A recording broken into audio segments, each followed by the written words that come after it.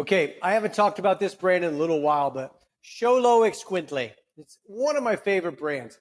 Ernesto, the owner of this, is really killing it. A young guy who literally threw everything that he had into creating a tequila brand. We talk about burning the bridges and going for it. He did it. I've talked about his Plata. I've talked about his Joven. I've talked about his Still Strength, which is amazing.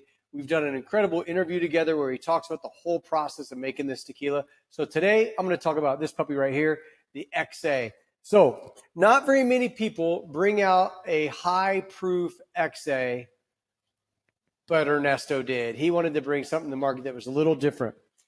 This is coming out of NOM 1545. They're using an autoclave for cooking. It's Highland agaves. They're utilizing a roller mill for press they're using a roller mill for the crushing method, get the juice out. They're doing open fermentation, stainless steel, and they do have a proprietary yeast with some wild yeast. And this one has been aged more than 3 years in American oak barrels. And it's coming at you at, get this, 92 proof. An XA, an extra añejo tequila, which an extra añejo tequila means it's been aged more than 3 years. So, Blanco rested 0 to 60 days, Repo 61 days through 1 year, Añejo 1 year through 3 years, and here we are with an extra Añejo, just more than 3 years.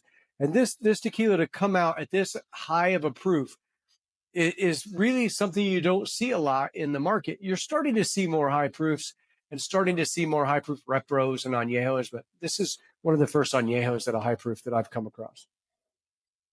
You get a lot of barrel, a lot of caramel, a little bit of vanilla, but you get that agave still. And to be able to make this where the agave is still forward and it's been aged that long really talks about how much agave flavor in the Blanco they have. And the high proof probably carries a little more of that Blanco flavor than if it'd been proofed down to 80 proof. You get those Highland, that Highland minerality, that limestone, almost like a petrichor or what it smells like after a rain on a hot summer day. But the barrel is really present. You get all of those barrel spices, that mustiness, that whiskey smell or bourbon smell.